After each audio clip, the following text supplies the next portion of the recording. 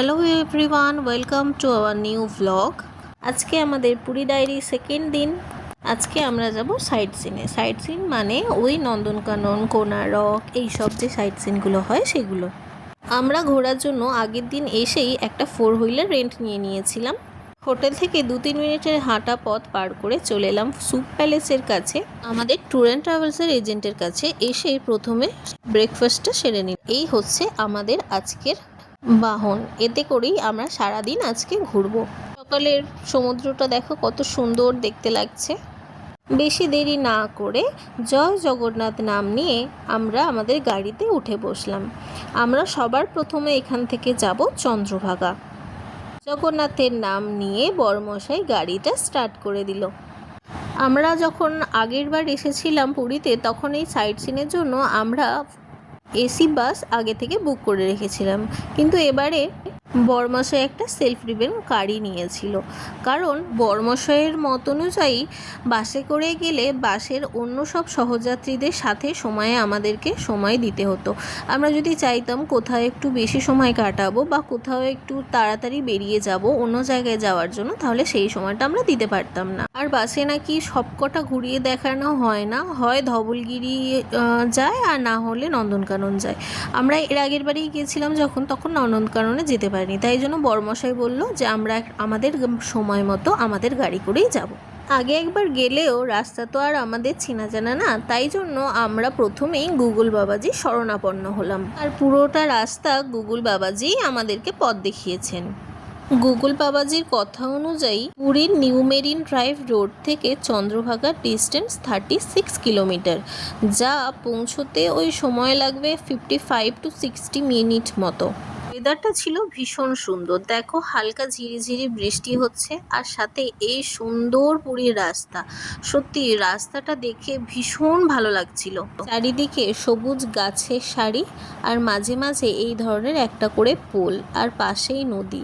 সত্যি ভীষণ সুন্দর লাগছিল। 55 to 60 মিনিটের মধ্যেই আমরা চলে এলাম চন্দ্রভাগায়। আর একটু এগোলেই আমরা দেখতে পাবো চন্দ্রভাগার সি বিচটা। এই যে ডান দিকে দেখা যাচ্ছে, দেখো চন্দ্রভাগার সমুদ্র সৈকত। গিয়ে দেখলাম অনেক বাসও দাঁড়িয়ে আছে। গাড়ি পার্ক করে বেশি সময় নষ্ট না করে চলে গেলাম চন্দ্রভাগা সি বিচে একটু সময় কাটাতে। লোকমান্যতা অনুযায়ী এই চন্দ্রভাগা সমুদ্র সৈকতটা ভীষণ পবিত্র বলে মনে করা হয়। এখানে চন্দ্রভাগার একটি প্রাচীন কাহিনী আমি তোমাদের সাথে শেয়ার করছি, যেটুকুনি আমি জানি। চন্দ্রভাগা ছিল কোনো এক ঋষির কন্যা। তিনি ছিলেন ভীষণ সুন্দরী। তার সৌন্দর্যে মোহিত হয়ে কোনো এক দেবতা তার প্রেমে পড়ে যান এবং চন্দ্রভাগার কাছে তার হাত প্রার্থনা করে। কিন্তু চন্দ্রভাগা এই প্রস্তাবে রাজি না হওয়ায় সেই দেবতা প্রেমে উন্মত্ত হয়ে চন্দ্রভাগার পিছনে ধাওয়া করেন এবং চন্দ্রভাগা নিজেকে বাঁচানোর জন্য নদীতে ঝাঁপ দিয়ে আত্মহত্যা করেন। তখন থেকে সেই নদীর নাম হয় চন্দ্রভাগা। আর এই চন্দ্রভাগা নদী সমুদ্রের সাথে যেখানে মিশেছে সেইটি হচ্ছে এই জায়গা। সতী চন্দ্রভাগার আত্মত্যাগের প্রতি শ্রদ্ধা জানিয়ে প্রত্যেক বছর মাঘ মাসে পূর্ণিমার 7 দিন পরে বিভিন্ন মানুষ এখানে আসেন এবং চন্দ্রভাগা নদীতে স্নান করেন। চন্দ্রভাগায় একটু সময় কাটিয়ে এবার চলে যাব কোনারকের উদ্দেশ্যে। প্রাচীন কাহিনী অনুযায়ী কৃষ্ণের পুত্র শাম্ভ কুষ্ঠরোগ থেকে রক্ষা পাওয়ার জন্য এই চন্দ্রভাগা নদীর মোহনায় অনেক বছর তপস্যা করেন এবং তিনি কুষ্ঠরোগ থেকে মুক্তি পান। তাই বলা হয় যে কোনো চর্মরোগের জন্য নাকি এই চন্দ্রভাগার সমুদ্র সৈকতের জল ভীষণভাবে পবিত্র। চন্দ্রভাগা সি বিচ থেকে কোনারক সূর্য মন্দিরের দূরত্ব 3.5 কিলোমিটার, ওই 10 মিনিট মতো। এই হচ্ছে কোনারক সূর্য মন্দির। এই সেই সূর্য মন্দির যার আর্কিটেকচার, কালচারাল অ্যান্ড হিস্টোরিক্যাল ইম্পর্টেন্সের জন্য ইউনেস্কো এটিকে ওয়ার্ল্ড হেরিটেজ সাইট হিসাবে স্বীকৃত করেছে। সত্যি এই মন্দিরের দেওয়ালের গায়ে এই খচিত শিল্পকলা দেখলে সত্যি মুগ্ধ হয়ে তাকিয়ে থাকতে হয়।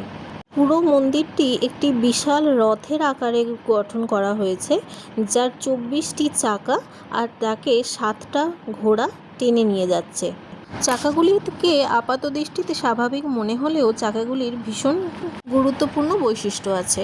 এই চাকাগুলি বছরের 12টা মাস, 24টা পক্ষ বা 12টা রাশির প্রতিনিধিত্ব করে। এই চাকার প্রতিটি স্পোক সময়ের প্রতিনিধিত্ব করে। এই চাকায় সূর্যের যেরকম ছায়া পড়ে সেই অনুযায়ী গণনা করে কটা বাজে সেই সময়টা নির্ধারণ করা হয়। এটা হচ্ছে ছায়া মন্দির। সূর্যের স্ত্রী ছিলেন ছায়া, সেই ছায়া মন্দির এটা। আর ছায়া মন্দির থেকে সূর্য মন্দিরটা ঠিক এরকম দেখতে লাগছে। কালচক্রে আর সময়ের ব্যবধানে এখন এই সূর্য মন্দির প্রায় একটা ধ্বংসস্তূপই বলা চলে। কোনারক সূর্য মন্দির থেকে বেরোনোর পর আমাদের এবার নেক্সট ডেস্টিনেশন ছিল ধৌলি পিস প্যাগোডা। সান টেম্পল থেকে যার ডিস্টেন্স ছিল 58 কিলোমিটার, প্রায় 1.5 ঘন্টা মতো সময় লাগবে আমাদের ওখানে পৌঁছতে। ধৌলি বা ধবলগিরি ভুবনেশ্বর থেকে 8 কিলোমিটার দূরে দয়া নদীর তীরে অবস্থিত। সম্রাট অশোক যখন কলিঙ্গ আক্রমণ করেন তখন এই ধবলগিরির নিচেই ছিল সেই কলিঙ্গ যুদ্ধর রণক্ষেত্র। যুদ্ধে প্রায় 1 লাখেরও বেশি সেনা মারা যায় এবং সেই ধ্বংসলীলা দেখার পর সম্রাট চণ্ডাশোক ধর্মাশোকে পরিণত হন এবং বৌদ্ধ ধর্ম গ্রহণ করে তিনি শান্তির বার্তা প্রেরণ করেন। পিস প্যাগোডার ওপর থেকে নিচের দৃশ্যটা ঠিক এরকম দেখতে লাগছিল, আর সাথে ছিল হালকা ঝিরিঝিরি বৃষ্টি। দয়া নদী আর চারপাশের এই সবুজ আবৃত প্রকৃতির দৃশ্য দেখলে সত্যি মনটা মুগ্ধ হয়ে যায়। এবার আমাদের পরের গন্তব্য লিঙ্গরাজ মন্দির। আসলে যেখানেই হরি সেখানেই হর। পুরীর জগন্নাথ দেব যেরকম আছেন সেরকমই ওখানে পুরীতে অবস্থিত এই লিঙ্গরাজ মন্দিরটি ভীষণভাবে জাগ্রত। বলা হয় ইনি সমস্ত শিবলিঙ্গের রাজা, তাই জন্য ইনি লিঙ্গরাজ নামে খ্যাত। একই মন্দিরে এখানে হরি আর হর একইভাবে অবস্থান করছেন। এই মন্দিরে হরিহর দুজনের একসাথে মন্ত্রপাঠ করে পুজো করা হয়। মন্দিরের সামনে বিন্দুসার সাগর নামে একটা বড় জলাশয় আছে। বলা হয় এই জলাশয়ে ভারতের সমস্ত পবিত্র নদী আর ঝর্ণার জল এখানে মিলিতভাবে আছে। বলা হয় নাকি ভগবান মহাদেব নিজেই এই জলাশয়ের সৃষ্টি করেছিলেন, তাই এখানে স্নান করলে নাকি সকল পাপ দূর হয়ে যায়। আমরা ভীষণ ভালোভাবে লিঙ্গরাজ মন্দির দর্শন করেছি। একই অঙ্গে হরিহরকে দেখার পর আমাদের পরবর্তী ডেস্টিনেশন ছিল নন্দনকানন। লিঙ্গরাজ মন্দির থেকে নন্দনকাননের দূরত্ব ছিল 20 কিলোমিটার, যা আসতে আমাদের 1 ঘন্টা মতো সময় লেগেছে। নন্দনকাননে ঢুকে প্রথমেই টিকিট কেটে নিলাম। টিকিট কেটে ভেতরে ঢোকার পর ওখান থেকে এরকম ব্যাটারি গাড়ি করে আমরা পুরো জুটা ঘুরে দেখলাম। এন্ট্রি ফি ছিল আলাদা, আর এই ব্যাটারি গাড়ি করে ঘোরার জন্য আলাদা টাকা দিতে হয়েছিল। কেউ চাইলে হেঁটেও ঘুরতে পারে, তবে এত বড় একটা জায়গা তো পুরোটা পায়ে হেঁটে এক্সপ্লোর করাটা সম্ভব না, তাই জন্য আমরা একটা ব্যাটারি কার করে নিয়েছিলাম।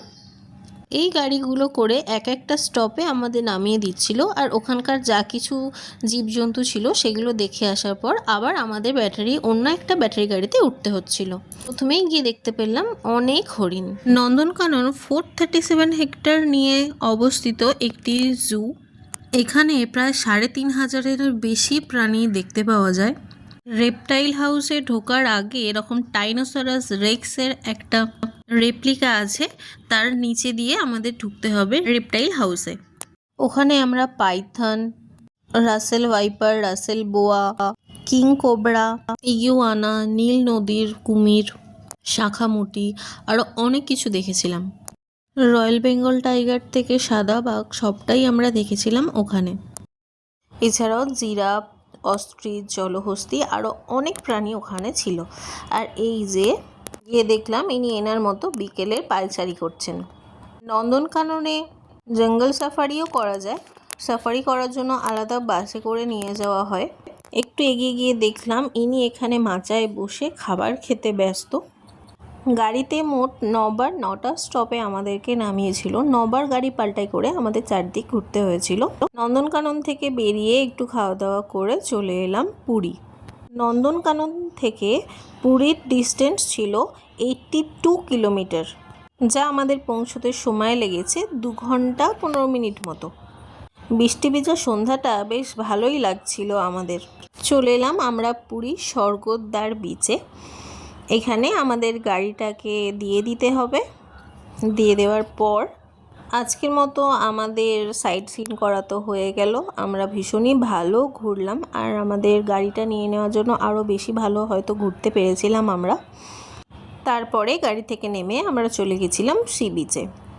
রাতের সমুদ্রটা ভীষণ সুন্দর দেখতে লাগছিল। এই অন্ধকারের মধ্যে হালকা ঝিরিঝিরি বৃষ্টি, আর সামনে দিগন্ত বিস্তৃত সমুদ্র আর সমুদ্রের গর্জন, ভীষণ ভালো লাগছিল। কিছুক্ষণ সমুদ্রের পাড়ে দাঁড়ানোর পর চলে গেলাম একটু মার্কেটিং করতে। টুকটাক মার্কেটটা ঘুরে নেওয়ার পর এবার কিছু খাওয়া দাওয়া করার পালা। খাওয়া দাওয়া করার জন্য আমরা আজকে পুরীর সি বিচে যেসব স্ট্রিট ফুডগুলো পাওয়া যায় সেগুলোই ট্রাই করেছিলাম। প্রথমে নিয়েছিলাম পনির মোমো আর চিকেন মোমো, তারপরে ক্যাপসিকাম পকোড়া আর ভেজ পকোড়া। তারপরে এই মাছের স্টলটায় মাছগুলো একটু ফ্রেশ দেখে এখানে গিয়েছিলাম মাছ ভাজা খাওয়ার জন্য। এখানে নিয়েছিলাম একটা ভেটকি মাছ আর 1 প্লেট চিংড়ি মাছ ফ্রাই। ভেটকি, চিংড়ি, পমফ্রেট, কাঁকড়া থেকে শুরু করে সব মাছই ছিল এখানে। চিংড়ি আর ভেটকি মাছটা খাওয়ার পর আমরা হোটেলে ফিরে গেছিলাম। হোটেলে ফেরার পথে রাস্তায় আমরা ডিনারের জন্য নিয়ে নিয়েছিলাম রুটি, মিক্সড চানা আর আলু সবজি ফ্রাই। আজকের দিনটা আমাদের ভীষণ ভালো কাটলো, আর ব্লগটা এখানেই শেষ করছি। তোমাদের কেমন লাগলো অবশ্যই আমাকে কমেন্টসে জানিও। যারা ইউটিউবে দেখছো তারা প্লিজ আমার প্রোফাইলটা সাবস্ক্রাইব করে নিও, আর যারা ফেসবুকে দেখছো তারা আমার ফেসবুক আইডি ফলো করে রেখো। সবাই ভালো থেকো। ফিরে আসছি নেক্সট ব্লগ নিয়ে।